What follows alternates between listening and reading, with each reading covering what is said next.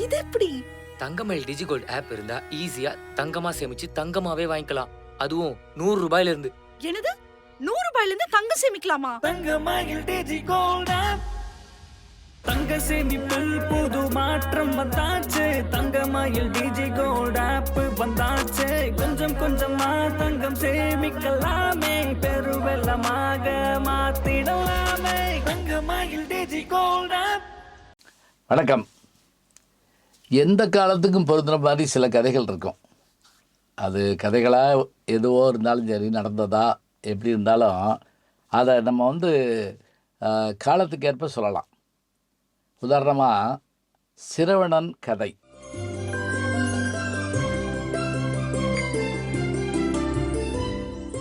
இப்போவும் கூட உத்தரப்பிரதேசத்தில் கான்பூருக்கு அருகே சிரவணதி என்ற ஒரு இடம் இருக்குது. அங்கே மக்கள் போய் வழிபட்டு வர்றாங்க.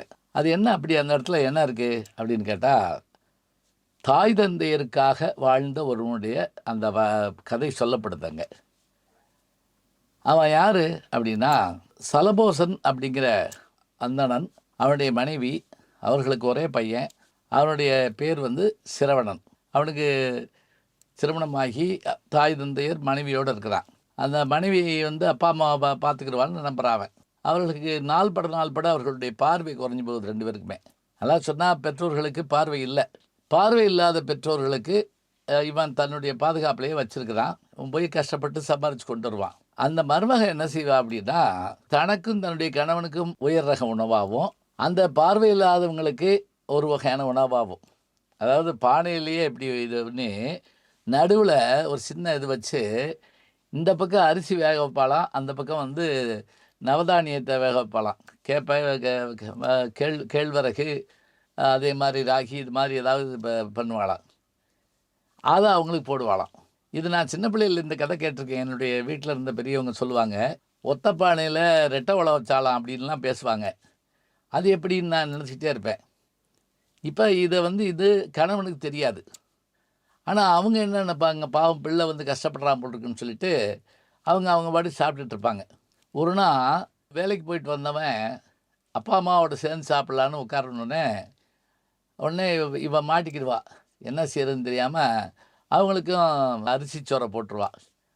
உடனே அவங்க சாப்பிட போகிறப்ப, அடடே இன்றைக்கி அரிசி சோறு கிடச்சிருச்சே, ரொம்ப நல்லது அப்படின்னு உடனே அவன் பயந்து போவான். நம்ம தான் நல்லா சம்பாதிச்சு கொண்டு வர்றோம், இவங்க ஏன் இப்படி என்னான்னு கேட்ட உடனே, இல்லைப்பா தினம் எங்களுக்கு இது தானே கிடைக்கும் அப்படின்னோடனே அவனுக்கு கோபம் தாங்க முடியாமல் போய் அந்த பானையை பார்ப்பான். அது இப்படி ரெட்டை பிரிவாக இருக்கிறத பார்த்துட்டு தூக்கி போட்டு உடைப்பான். உடச்சிட்டு அவளை அடிச்சு விரட்டி விட்டுருவான் கோபத்தில். இப்படி செய்யலாமா, நீ பார்வையற்றவங்களை இப்படி செய்யலாமான்னு சொல்லிட்டு பிறகு தாய் தந்தையரை தன்னுடைய பாதுகாப்பில் வச்சுக்கிறதுக்காக தோளில் தூக்கிடுவாங்க. அதாவது அந்த காலத்தில் காவடி தூக்குவாங்க. அது மாதிரி ரெண்டு இது உரி மாதிரி வச்சு, இந்த பக்கம் அப்பா இந்த பக்கம் அம்மா தோளில் வச்சுக்கிட்டு நடந்தே போவான், நடந்தே வருவாங்க. இப்படியான அவனுடைய வாழ்க்கையில் அவன் ஒரு முறை காட்டு வழியாக ஒரு ஊரை கடந்து போகிறான். அவங்க தண்ணி தாகம்னு ரெண்டு பேரையும் உட்கார வச்சுட்டு தண்ணி கொண்டு வரதுக்காக போனான். அந்த நேரம் பார்த்து ராமாயணத்தில் வரக்கூடிய தசரதன், அவன் இந்த நாட்டை ஆண்டவன், இந்த காடும் அவனுக்கு சொந்தமானது தான். அவன் வேட்டையாட வந்தான்.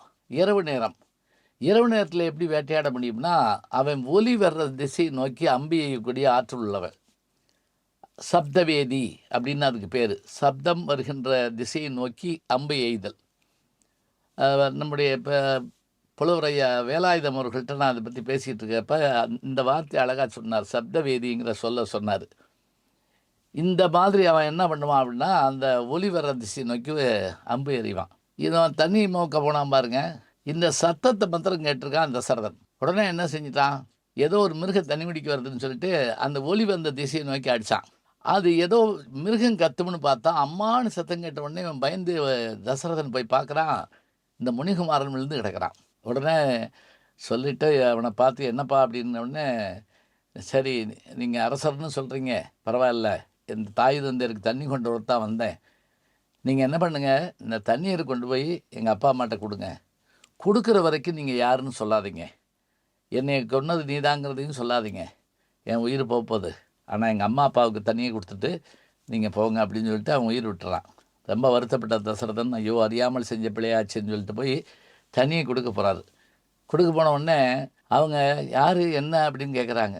தசரதன் உண்மையை சொல்லிடுறான்.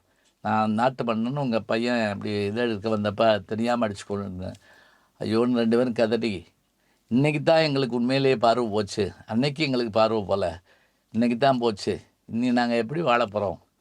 நீ நாட்டு மன்னனாக இருக்கலாம், இருந்தாலும் நீ செஞ்சிட்ட, உன்னை சபிக்கலை நாங்கள். ஆனால் ஒன்று தெரிஞ்சுக்கோ, நாங்கள் பிள்ளையை இழந்து தவிப்பதை போல நீயும் உன்னுடைய பிள்ளையை பிரிந்து தவிப்பாய் அப்படின்னு சொல்லிட்டு அவங்க அந்த தண்ணியை குடிக்காமலே 2 பேர் இறந்து போகிறாங்க.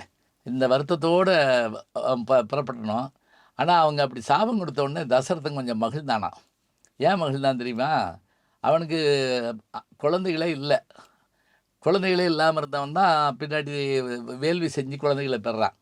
இப்போ இவங்க எப்படி சாபம் கொடுக்குறாங்க? உன் பிள்ளையை பிரிஞ்சு நீ வந்து இறந்து போவங்கிறாங்க.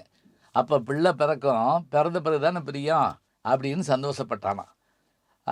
அதை பின்னாடி ஒரு இடத்துல கூட கம்பர் சொல்லுவார், கண்ணிழந்தான் பெற்றிழந்தான் என உழன்றான் அப்படிம்பார். திரும்ப ராமன் பிரிகிறப்ப கண் இல்லாமல் இருந்து பெற்று திரும்ப போயிடுச்சுன்னா எப்படி இருக்குமோ அதுபோல் அவன் சங்கடப்பட்டான். பிள்ளை இல்லாமல் இருந்தான், பிள்ளை வந்தது, பிள்ளை பிரிஞ்சது அப்படிங்கிற கதையை சொல்லுவாங்க. இப்போ இந்த மாதிரியான இந்த பெற்றோர்களும் அந்த மகனுடைய பெருமையை சொல்கிறதுக்காகத்தான் சிறுவனுடைய கதையை சொல்கிறாங்க. இந்த கதையை தான் நாடகமாக காந்தியடிகள் சிறுபிள்ளையில் பார்த்தாரு. காளிதாஸ் நாடகத்தை பார்த்தார், பொய் கூறக்கூடாதுன்னு தெரிந்து கொண்டார். சிரவணன் கதையை பார்த்தார், தாய் தந்தையரை மூத்தோரை மதிக்க வேண்டும் என்பதை கற்றுக்கொண்டார். இன்றைய தலைமுறைக்கு இவையெல்லாம் சொல்லப்பட வேண்டும். தாய் தந்தையரை நாம் மதித்தல் அவசியம். அன்னையும் பிதாவும் முன்னர் தெய்வம். இதை இந்த தலைமுறை உணர்வதற்காக இந்த கதையை சொல்லுகின்றோம். கதைகளிலே இருக்கின்ற செய்திகளை காட்டிலும் நீதிகளை நாம் கையில் எடுத்துக்கொள்ள வேண்டும். நல்ல செய்திகளை நாளும் சிந்திப்போம். நாளை சந்திப்போம். நாளும் நல்ல தமிழ் கேட்க முனைவர் ஞானசம்பந்தம் அவர்களின் கேளுங்கள். கண்டிப்பாக கேளுங்க. நான் கேட்டுட்டு இருக்கேன். நம்முடைய யூடியூப் சேனலை சேர்ந்து Instagram, Facebook, Twitter, blog, WhatsApp channel என்று அத்தனையிலும் நான் முன்தொடர்ந்து செல்கிறேன். நீங்கள் பின்தொடர்ந்து வாருங்கள்.